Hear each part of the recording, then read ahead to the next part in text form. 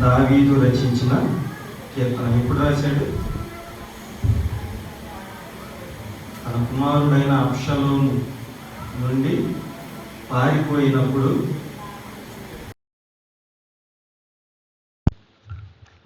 మనం 2 సమూయేలు గ్రంథం 15వ అధ్యాయం నుంచి 17, 18 అధ్యాయాల దాకా గమనిస్తే ఈ మ్యాటర్ అంతా ఉంటుంది. అప్పుడు ఏం జరిగింది ఏంటి అనేది ఉంటుంది. అబ్షలోము ఇశ్రాయేలీల ప్రజలను తన వైపుకు తిప్పుకొని రాజు దగ్గర, అంటే దావీదు దగ్గర, అయ్యా నేను మరలా యెరూషలేముకు తిరిగి వస్తే నేను హెబ్రోనుకొచ్చి బలర్పిస్తానని నేను మొక్కుకున్నాను, కాబట్టి నేను వెళ్ళి అక్కడికి వెళ్ళి నా మొక్కు తీర్చుకుంటాను అని దావీదు దగ్గర పర్మిషన్ తీసుకుని అక్కడికి వెళ్ళి రాజుగా ప్రకటించుకున్నాడు. అప్పటికే ఇశ్రాయేలీలందరూ ఎవరు తట్టు తిరిగారు? అబ్షలోము వైపుకి చేరిపోయారు. అయితే ఎప్పుడైతే అబ్షలోము రాజుగా ప్రకటించుకున్నాడో, ఇశ్రాయేలు జనమంతా అబ్షలోము పక్షాన చేరిందో, దావీదు ఇక అక్కడ ఉండటం మంచిది కాదు అని చెప్పేసి అక్కడి నుంచి పారిపోయి దాక్కున్నాడు. ఎక్కడ? అరణ్యంలో. ఆ దాక్కున్న సమయంలో ఒకవైపు అబ్షలోము చంపడానికి వస్తున్నాడు, వెతుకుతా ఉన్నారు, సైన్యాన్ని పంపిస్తున్నాడు. ఒకవైపు సౌలు కుటుంబీకుల్లో ఉన్న షిమి అనే వ్యక్తి ఏం చేస్తున్నాడో తెలుసా? మా సింహాసనం నీ వల్లే కూలిపోయింది, మా వారసత్వం నీ వల్లే పోయిందని చెప్పేసి దావీదును మనం కనుక శాపనార్థాలు పెడతాం.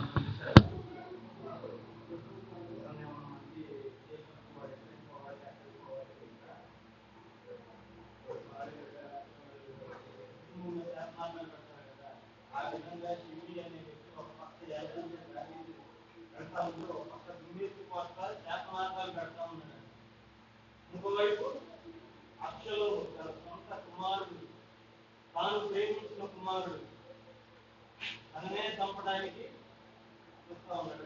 అటువంటి పరిస్థితుల్లో నిజంగా దావీదు మహారాజు అయితే యెహోవా నన్ను బాధించువాడు ఎంతో విస్తరించి ఉన్నారు. ఒక పక్క సొంత కుమారుడే నన్ను చంపాలని చూస్తున్నాడు, ఇంకో పక్క శాపనార్థాలు పెడతా ఉన్నారు. నేను నమ్మిన నా ఇశ్రాయేలు జనాంగం అంతా ఏమైపోయింది? ఈరోజు నాకు వ్యతిరేకమైపోయింది. అంటే దావీదుకి ఏమొచ్చినాయి? ఇప్పుడు శ్రమలు వచ్చినాయి. అంటే ఈ 8 వచనాలని గనక మనం 2 వచనాలుగా డివైడ్ చేసుకుంటే, 2 వచనాలుగా డివైడ్ చేసుకుంటే, ఫస్ట్ 2 వచనాల్లో ఏముంది అంటే దావీదుకు వచ్చిన శ్రమలో ఏమున్నాయి? హల్లెలూయా. నిద్రపోయేవాళ్ళు స్తోత్రం చెప్పండి. నిద్రపోవట్లేదు ఎవరు? హల్లెలూయా గట్టిగా నిద్రపోవాలా. ఎవరికైనా నిద్ర వస్తే ఇది దేవుని సన్నిధి, నిద్రపోవాలంటే ప్రశాంతంగా ఫ్యాన్ వేసుకుని ఇంటి దగ్గర కూడా నిద్రపోవచ్చు, ఇబ్బంది లేదు. ఏడకొచ్చి నిద్రపోవాల్సినంత అవసరం లేదు మనకి, అవునా? ప్రశాంతంగా చక్కగా మంచం మీద ఫ్యాన్ వేసుకుని, ఇంకా ఉంటే ఏసీ వేసుకుని మనం పడుకుని నిద్రపోవచ్చు. కానీ ఇది నిద్రపోయే సమయం కాదు. కాబట్టి అందరు జాగ్రత్తగా వినాలి. ఫస్ట్ 2 వచనాలు గమనిస్తే దావీదుకు వచ్చిన శ్రమలు, ఒక పక్క సొంత కుమారుడి నుంచి, ఇంకో పక్క ఇశ్రాయేలు జనాంగం, ఇంకో పక్క షిమి, వీళ్ళంతా నిందిస్తా చంపడానికి వ్యతిరేకంగా ఉంటే ఎంత భయంకరమైన పరిస్థితి. నిజంగా ఇటువంటి పరిస్థితులు ప్రతి విశ్వాసి జీవితంలో కూడా ఏమవుతాయి? ఖచ్చితంగా వస్తాయి. విశ్వాసికి వచ్చాయేంటి? ఖచ్చితంగా శ్రమలు వస్తాయి. దావీదు ఏ రకంగానైతే, ఏ విధంగానైతే శ్రమలు అనుభవించాడో, తన సొంత కుమారుని కుమారుడే చంపడానికి చూశాడో మనం కూడా ఏం చేసాం? యాక్చువల్గా మనం సొంత కుమారులు అనుకుంటే మనమే యేసయ్యని సిలువేశాం. అవునా కదా? అబ్షలోం ఏ రకంగానైతే దావీదును చంపాలని చూశాడో మనం కూడా ఏం చేశాం? మన దోషాల చేత, మన పాపాల చేత, మనం చేసిన అతిక్రమం బట్టి మనం ఏం చేశాం? ఆయన్ని సిలువేశాం. అవునా? ఆయన్ని సిలువకు అప్పగించాం. ఆయన ప్రాణం తీయాలని చూసాం, తీసాం. ఒప్పుకుంటారా? ఒప్పుకోరా? ఒప్పుకుంటారా? యేసుక్రీస్తు వారిని ఆ రోజు ప్రధాన యాజకులు, శాస్త్రులు, పరిచయులు ఏ విధంగానైతే ఈయన దేవాలయాన్ని 3 రోజుల్లో పడగొట్టి తిరిగి కడతానన్నాడు కదా, నిజంగా ఈ శిలువ మీద ఉన్నాడు, ఇతను రక్షించుకుంటే నిజంగా అప్పుడు మేము ఇతను దేవుడని మేము అప్పుడు నమ్ముతాం, లేకపోతే నమ్మం. ఈరోజు ఈ వాక్య భాగంలో గమనిస్తే దావీదుని గురించి కూడా అదే మాట అంటున్నారు. ఏంటో తెలుసా? దేవుని వలన అతనికి రక్షణ ఏమీ దొరకదని నన్ను గూర్చి చెప్పువారు అనేకులు. హల్లెలూయా. ఆ రోజు యేసుక్రీస్తు వారిని గురించి ప్రధాన యాజకులు, పరిచయులు, శాస్త్రులు, సైనికులు వీళ్ళందరూ ఏ విధంగా మాట్లాడారో అదే విధంగా ఎవరి గురించి మాట్లాడుతున్నారు? దావీదు గురించి కూడా మాట్లాడుతున్నారు. కాబట్టి మనం కూడా విశ్వాసిగా ఉన్నప్పుడు మనకి భయంకరమైన పరిస్థితులు వస్తాయి, కఠినమైన పరిస్థితులు వస్తాయి. కొన్నిసార్లు మన పిల్లలే మనల్ని పట్టించుకోకపోవచ్చు, కొన్నిసార్లు మన బంధువులే మనల్ని నిందించవచ్చు, అవమానించవచ్చు, లేదా నా అనుకున్న వాళ్ళందరూ మనల్ని విడిచిపెట్టి వెళ్ళిపోవచ్చు. ప్రతికూల పరిస్థితులు విశ్వాసి జీవితంలో అనేకం. అయితే మనం 3వ వచనం గమనిస్తే, యెహోవా నీవే నాకు కేడెము. కాబట్టి ఎవరు మనకి రక్షణ? మనకి రక్షణ ఎవరు? ఆయనే, దేవుడే మనకి రక్షణ. నా తల నీవే నాకు అతిశయాస్పదముగాను, నా తల ఎత్తువాడవుగాను ఉన్నావు. ఇప్పుడు కొన్నిసార్లు మనం అందరి ముందు తల దించుకునే పరిస్థితులు మన జీవితంలో చాలాసార్లు రావచ్చు. అవునా? కొన్నిసార్లు మనం చెయ్యని తప్పుకి, నిందలకి, అవమానాలకి ఇక నా తల నేను ఎత్తుకోలేను, నా తల నేను అంటే లేదా నా ముఖం నేను ఎలా చూపించాలనుకునే పరిస్థితులు మన జీవితంలో చాలా ఉంటాయి. కానీ మన తల ఎత్తేవాడు ఎవరో తెలుసా? హల్లెలూయా. నువ్వు ఏ పరిస్థితుల్లో ఉన్నా, నువ్వు ఎక్కడున్నా, పాతాళంలో ఉన్నా, అగాధంలో ఉన్నా, నువ్వు ఎక్కడున్నా సరే నీ తల ఎత్తేది ఎవరో తెలుసా? నిన్ను నిలబెట్టేది ఎవరో తెలుసా? ఆయన మాత్రం. ఎప్పుడు అంటే ఎప్పుడైతే నువ్వు ఆయన యందు విశ్వాసం ఉంచుతావో, ఎప్పుడైతే నువ్వు ఆయన మీద ఆధారపడతావో, ఆయన్ని నమ్ముకుంటావో, నువ్వు ఆయనకి ప్రార్థన చేస్తావో. సహజంగా అసలు ఇది ఉదయకాల ప్రార్థనలాగా ప్రతి ఒక్కరు చెయ్యాలి. 3వ కీర్తన ఎందుకో తెలుసా? దీంట్లో చెప్పాను ఇందాక 4 భాగాలుగా మనం డివైడ్ చేస్తే, ఫస్ట్ది మనకొచ్చిన సమస్యలు, శ్రమలు అనుకుంటే 1-2 వచనాలు, 3-4 వచనాలు మనము దేవుని పైన పెట్టుకునే నమ్మకం, మనకి దేవుని మీద ఉన్న విశ్వాసం. ఆ రోజు దావీదు మహారాజు గారు కూడా ఎవరి మీద విశ్వాసం పెట్టుకున్నాడు? ఎవరి మీద నమ్మకం పెట్టుకున్నాడు? దేవుని మీదే నమ్మకం పెట్టుకున్నాడు.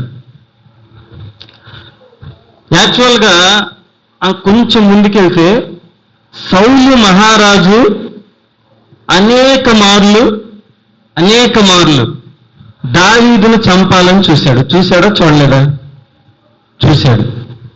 కానీ సౌలు ఒంటరిగా దావీదుకు దొరకలేదా? మరి చంపాడా? చంపలా. అబ్షలోము తన తండ్రి అయిన దావీదును చంపాలని చూశాడు. కానీ దావీదు మాత్రం యోవాబుకి, తన పక్కనున్న చుట్టూ ఉన్న సైన్యానికి అందరికీ ఏం చెప్పాడో తెలుసా? అబ్షలోముని మీరేం చేయొద్దు, ఒకవేళ మీకు అతను దొరికినా సరే మీరు అతన్ని ఏం చేయొద్దు. పట్ల దేవుడు కూడా అదే చెప్పాడు. ఏం చెప్పాడు? మనం ఏమో చంపాలని చూస్తుంటే ఆయన ఏమంటున్నాడు? మనం ఏమో సిలువ వేయండి, ఆయనేమో అయ్యా వీరేం చేస్తున్నారు వీరు తెలియదు కాబట్టి క్షమించు. విశ్వాసి జీవితంలో శ్రమలు సహజం, ఖచ్చితంగా శ్రమలు ఎదుర్కోవాల్సిందే. కానీ మన శత్రువుల మీద మనం కాదు పగ తీర్చుకోవాల్సింది. ఎవరు తీర్చుకుంటారు? దేవుడే తీర్చుకుంటాడు, మనం తీర్చుకోవాల్సిన అవసరం లేదు.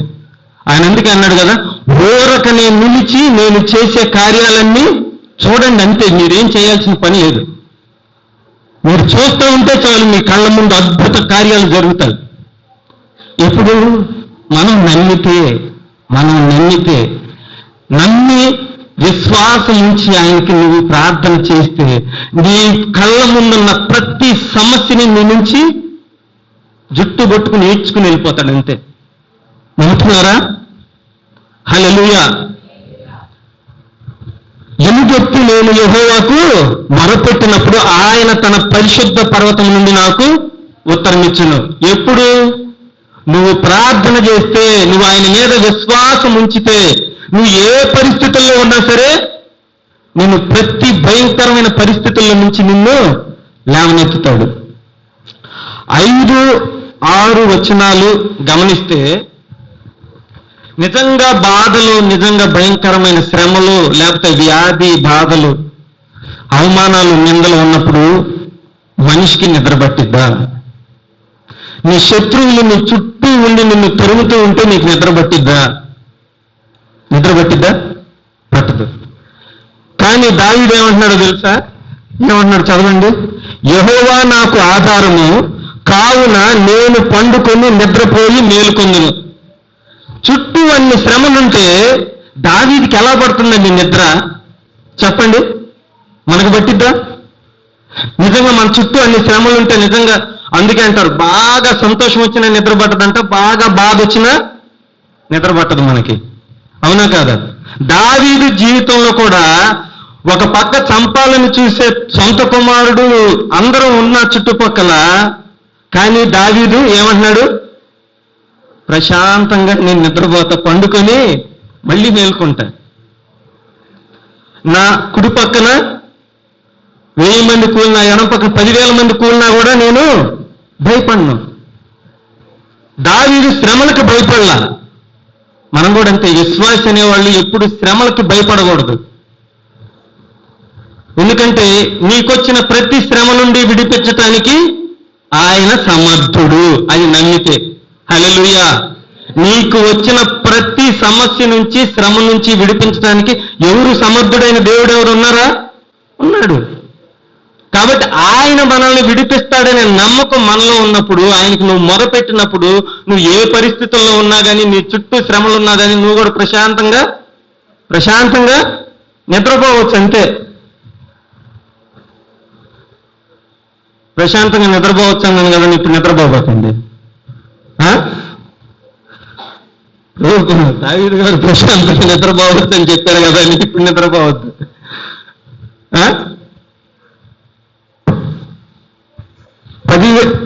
10,000 మంది దండెత్తి నా మీదకి వచ్చి మోహరించినను నేను భయపడను.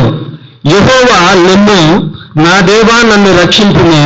నా శత్రువులందరి దవడ ఎముక మీద కొట్టువాడవు నీవే, దుష్టుల పళ్ళు విరగొట్టువాడవు నీవే.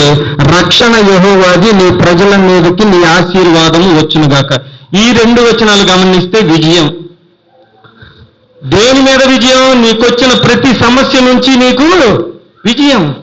ఎందుకు విజయం అంటే, లోకాన్ని, శరీరాన్ని, మరణాన్ని, బండని, కావలి వారిని అందరినీ జయించిన రాజు ఈరోజు నీకు విజయం ఇవ్వడానికి, నీ ప్రతి సమస్యలో నుంచి నీకు విజయం ఇవ్వడానికి సిద్ధంగా ఉన్నాడు. కాకపోతే ఎప్పుడు అంటే, నువ్వు ఆయన మీద ఆధారపడినప్పుడు, నువ్వు ఆయన మీద విశ్వాసం ఉంచినప్పుడు, నువ్వు ఆయన్ని ప్రార్థన చేసినప్పుడు. ఇవన్నీ నీ జీవితంలో ఎప్పుడైతే నువ్వు ఆయన మీద ఆనుకుంటావో, నువ్వు ఏ పరిస్థితుల్లో ఉన్నా, నీకు ఎన్ని సమస్యలు వచ్చినా, ఎన్ని వేదనలు, శోధనలు, బాధలు, ఏ పరిస్థితి అయినా ఏ సమస్య ఉన్నా ఆయనే రక్షణ, ఆయనే మనల్ని విడిపించేవాడు, ఆయనే మనల్ని ప్రశాంతంగా నిద్రపుచ్చేవాడు, జో కొట్టి మరి. నమ్ముతున్నారా? హల్లెలూయా. చాలా మంది పిల్లలు ఏం చేస్తారు? జో కొట్టకపోతే నిద్రపోదు. అవునా? మనం కూడా ఆయనకి చిన్నపిల్లలు లాంటి వాళ్ళమే. ఆయనకి చిన్నపిల్లలు అంటాడు. అందుకే నువ్వు ఏ శ్రమలో ఉన్నా, ఏ పరిస్థితుల్లో ఉన్నా, చిన్నపిల్లడు తల్లి ఒడిలో ఉంటే భయపడతాడా? చెప్పండి. తల్లి ఒడిలో ఉన్నప్పుడు చిన్నపిల్లడు ఎప్పుడన్నా భయపడతాడా? ఒకవేళ ఉలిక్కిపడి ఎప్పుడన్నా లేచినా జస్ట్ ఒక చెయ్యి అట్టేస్తే మళ్ళీ ఏం చేస్తాడు? కామ్గా పడుకుంటాడు. ఈరోజు నువ్వు నేను కూడా అంతే.